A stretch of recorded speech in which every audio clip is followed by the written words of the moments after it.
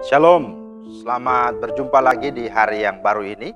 Mari Bapak Ibu kita akan merenungkan firman Tuhan, kembali kita berdoa. Bapa di sorga, terima kasih buat hari ini kami kembali lagi boleh ada. Dan saatnya kami akan renungkan kembali firman-Mu. Mohon sekali lagi hikmat dan juga terang daripada Roh Kudus-Mu, agar kami memahami dan kami boleh menjadi pelaku-pelaku firman-Mu yang setia. Dalam nama Tuhan Yesus kami berdoa. Amin. Bapak Ibu, firman Tuhan kita terambil dari 1 Samuel 4 ayat 3. Ketika tentara itu kembali ke perkemahan, berkatalah para tua-tua Israel, "Mengapa Tuhan membuat kita terpukul kalah oleh orang Filistin pada hari ini?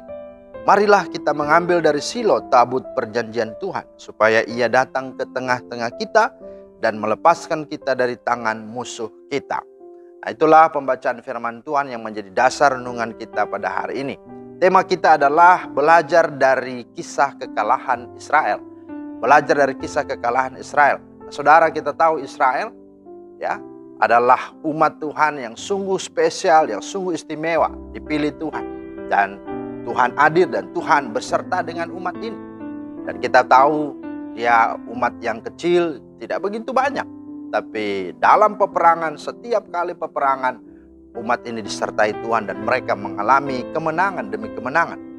Tetapi menarik pada bacaan kita hari ini dikatakan bahwa umat Tuhan ketika berhadapan dengan tentara Filistin, mereka mengalami kekalahan berkali-kali.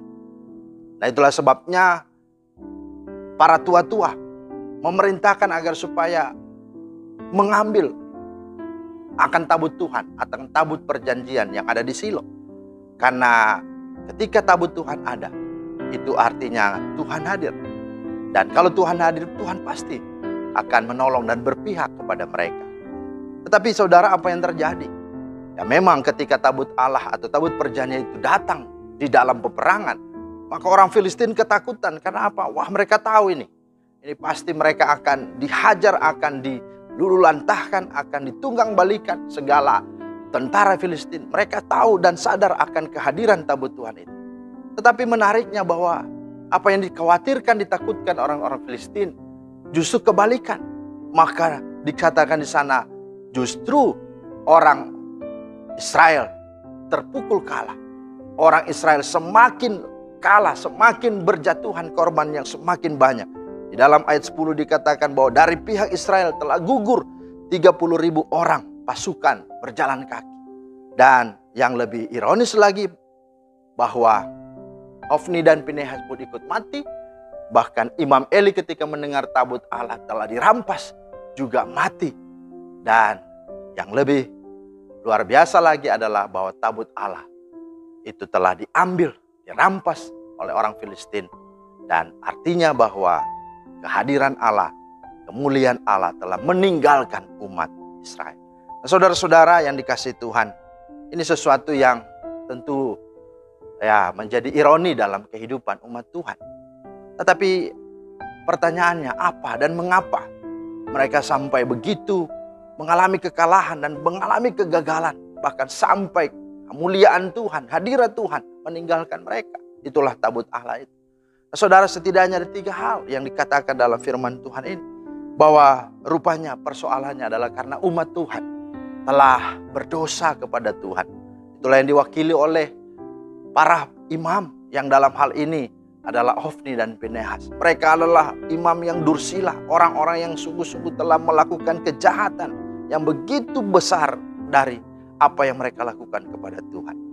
Dan mereka tidak datang berdoa, tidak datang bertobat, tidak datang untuk mengakui dosa di hadapan Tuhan. Mereka ya mengandalkan ya hanya tabut Tuhan itu. Tapi mereka tidak tahu bahwa Tuhan menginginkan, merindukan pertobatan. Dan ini tidak mereka lakukan. Itulah kekalahan. Karena itu barang siapa yang berdosa, maka mari datang kepada Tuhan.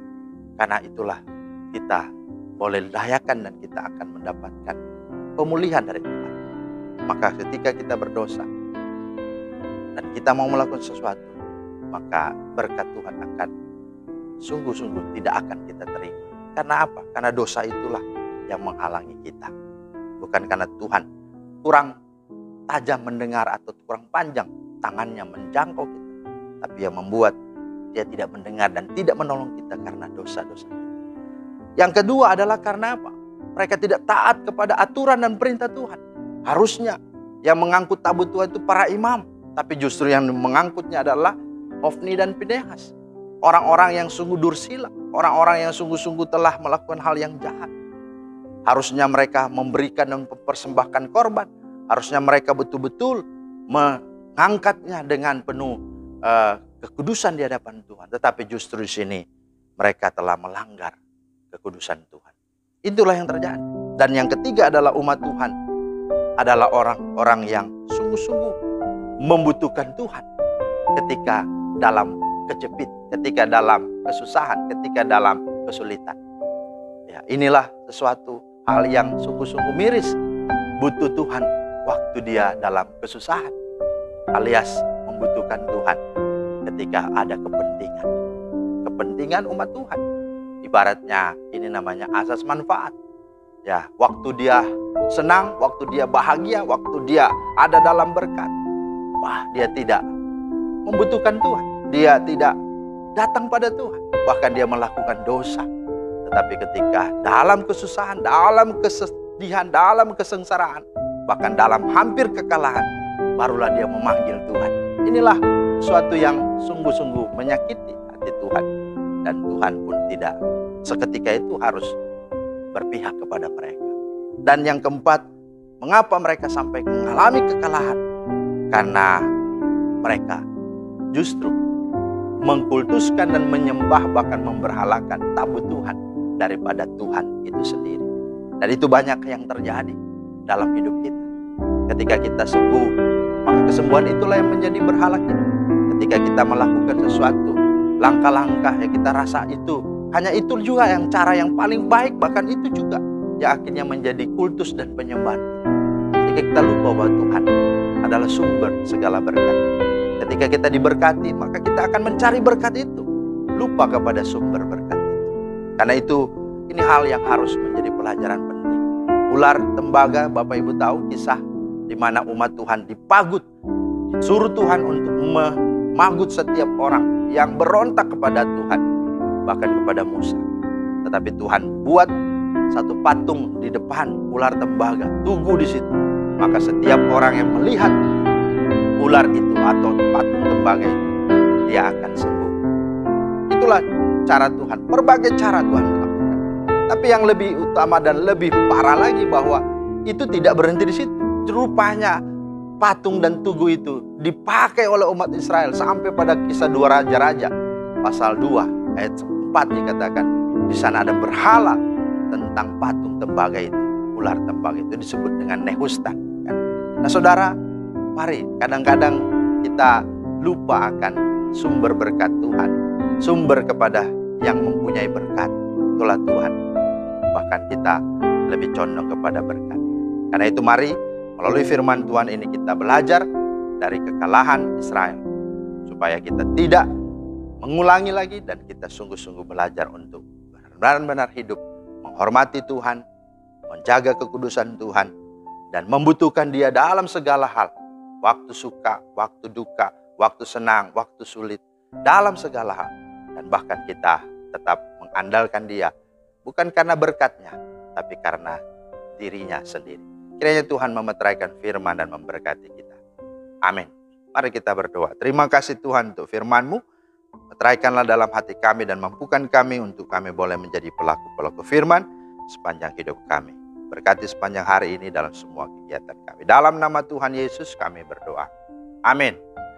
Demikianlah firman Tuhan Bapak Ibu. Selamat beraktivitas sepanjang hari ini. Tuhan Yesus memberkati. Shalom.